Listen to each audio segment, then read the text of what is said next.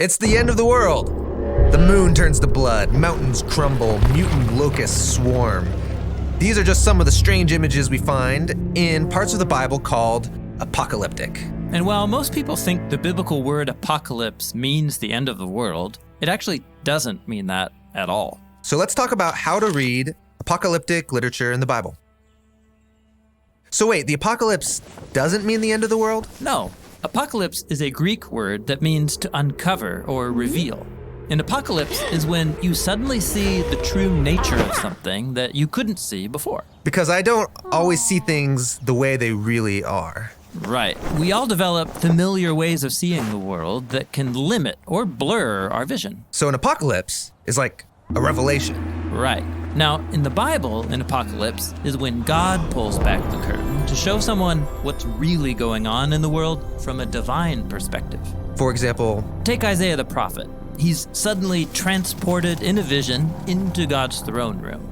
Oh right, he's in God's temple, described as a bridge between heaven and earth. And there, God gives him a divine perspective on Israel's past, present, and their future. So that Isaiah can bring challenge and comfort to God's people in his own day. Or think about the Apostle Paul, who was trying to stop the movement of Jesus, but then he gets stopped in his tracks by a vision of the risen Jesus himself. Yeah, he realizes that he's fighting against the very thing that he's been hoping for, and it changes the course of his life. So these apocalypses give people a heavenly perspective on their earthly situation, and they can give hope, or they can challenge you. Or make you change everything. Now, those are biblical stories about people having an apocalypse. There are also whole sections of biblical books where a prophet describes extended apocalyptic dreams and visions. People call this apocalyptic literature. And reading these dreams and visions is difficult. I mean, they're filled with strange images. Like, let's take Daniel. He sees ferocious beasts coming up out of a dark sea, trampling people on the land. And then a character called the Son of Man is exalted to rule the world. What is going on? Yeah, apocalyptic literature is written in a poetic, imaginative style, and it's packed with symbolism. How can I know what these symbols mean? Well, first, by studying the rest of your Bible. Apocalyptic imagery is based on biblical design patterns that begin in the book of Genesis and then develop throughout the Bible. Like the chaotic sea in the first sentences of the Bible that God tames but doesn't eliminate as he orders creation. And so the sea becomes an image of danger, death, and cosmic chaos. And the dry land, which comes out of the sea, is the safe, ordered place where humans are supposed to rule as God's image. Yes, and also on the land are beasts that humans are supposed to oversee. But keep reading, and the humans are deceived by a beast. And start acting like violent beasts. Exactly. Now, sometimes a prophet will tell you what a symbol means. Like in Daniel, we're told those beasts symbolize violent human kingdoms. But more often, the authors just assume you know how to trace an image through the biblical story to understand its meaning.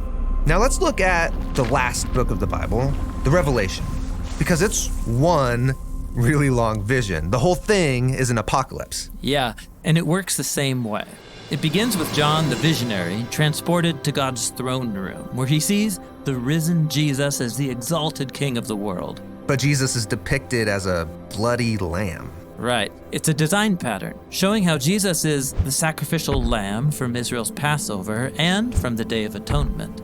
He gave his life for the sins of the world. And then John sees the ultimate beastly dragon, that spiritual power that energizes violent earthly empires. It's cast out by Jesus, the world's true king. Yeah. Now that reminds me, when I read the Revelation, I'm struck by all this cosmic destruction and violence. I mean, it happens over and over and over. Yeah, in the Revelation, there are 3 7-part cycles of God's judgment, and it's another design pattern that connects together the stories of the flood, the 10 plagues on Egypt, and the exile to Babylon, and even more. These are moments when humans unleash so much violence and death into the world that God hands them over to self-destruction. It's like a reversal of creation in Genesis chapter 1, as God allows the world and humans to sink back into darkness and disorder. That's sobering. It is. But remember, in Genesis 1, God overcame darkness and chaos with his light and light.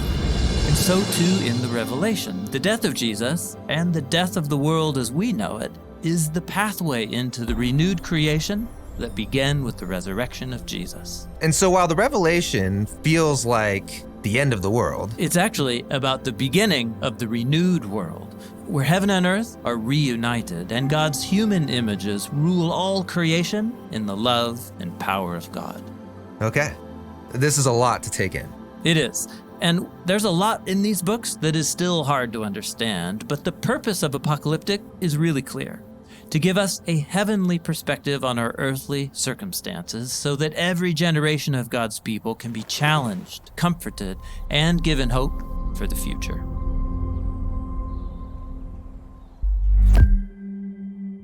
All right, we did it. In this series on how to read the Bible, we looked at all the styles of writing in the Bible: narrative, poetry, discourse. And we learned how to read all of the main sections of the Bible. This is sophisticated and beautiful literature. And I can see why the Bible is one of the most influential books in human history. Yes, every part fits into the unified story that leads to Jesus. And it invites us into a lifetime of reading and meditation. There's a whole new world just waiting to be discovered in your Bible.